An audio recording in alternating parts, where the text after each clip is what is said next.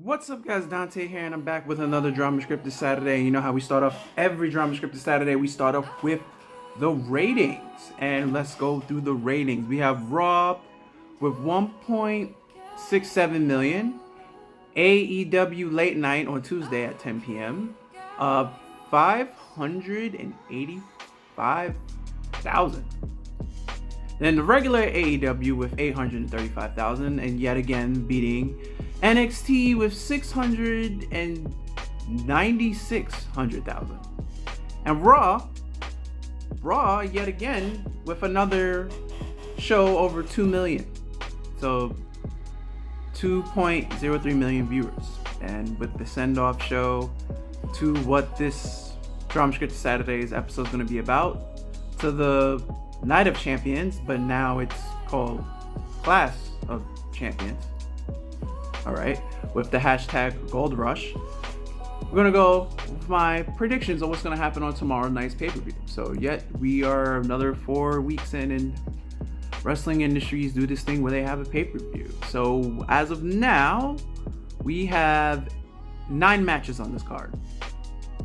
9 matches. So we have Asuka versus Zelina Vega, singles match for the WWE World Women's Championship.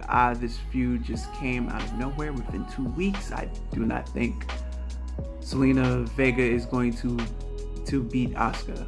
If anything, I see this match finishes in a no contest, but I'm gonna go with Asuka retaining. Then we have Drew McIntyre versus Randy Orton in the ambulance match for the WWE Championship.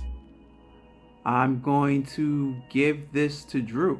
And I think after this match, there should be no more Randy Orton and Drew McIntyre. This feud has been going on. Yes, it's July, because they had a build up towards SummerSlam. So I don't want to see another Drew versus Randy Orton, or anything with Drew or anything with Randy, unless it's some type of fatal 4-way or 6-man elimination. I don't want to see it anymore. No more singles Drew versus Randy Orton. No more. This has been going on for more than 3 months. And then Keith Lee got involved, and Keith Lee's not even in this match. So it should be Keith Lee and whoever wins this match, they should go on and then for the next pay-per-view in October. So yeah, I have Drew McIntyre winning. Then we have Roman Reigns with Paul Heyman versus Jey Uso for the WWE Universal title. I'm going to take a stab in the dark. I'm going to say that this is going to be the second best match. I'm going to say this is going to be the second best match on the card, all because they're family, and obviously they've basically known each other all their lives. They're cousins, they're related. So they're gonna have that natural in-ring chemistry. Like for example, like CM Punk versus Daniel Bryan. They've never had a bad match. They've never had a bad match against each other. I think they faced each other on the big stage, meaning WWE. I think they've had 5 or 6 matches together. Never horrible. AJ Styles and John Cena never had a horrible match. So there's just some wrestlers that just have good in-ring chemistry with one another. I would say Randy Orton and John Cena, but that No Way Out Hell in a Cell match, I think that was back in 2003, 2004. That match was pretty bad, but you get what I'm saying. They should know what to do with one another to make the match better than what it should be. Just because you're going to look at Jey Uso and be like, well, Jey Uso shouldn't be there. It should be like another main eventer. But I think that match is going to be the second best match on the card. And then we have Bayley versus Nikki Cross for the WWE SmackDown's Women's Championship. People said Bayley couldn't pull off a good heel. She's doing a very, very, very fucking fantastic job. I'm going with Bayley defeating Nikki Cross. Nia Jax and Shayna Baszler versus the Riot Squad. I don't see WWE taking the titles off of Nia Jax and Baszler so soon.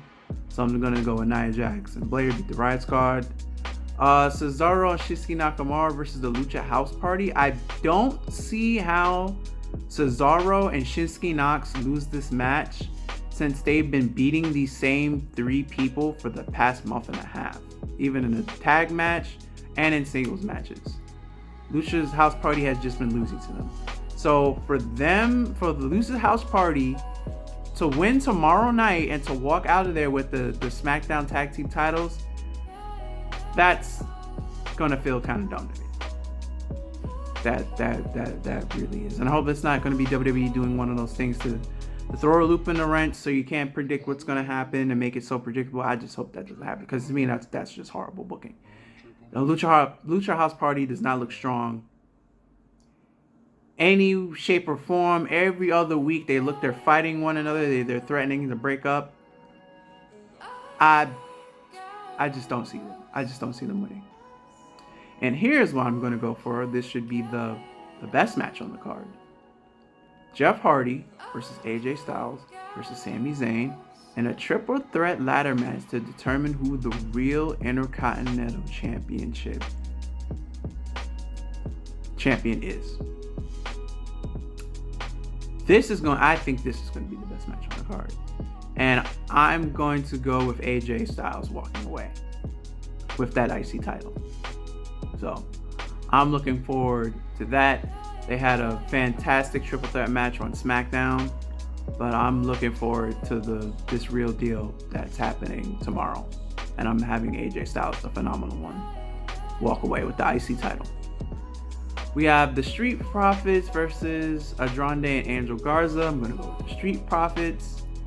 And yet again, the rematch, Bobby Lashley versus Apollo Crews for the WWE United States Championship. I think Apollo Crews wins only because Retribution gets involved.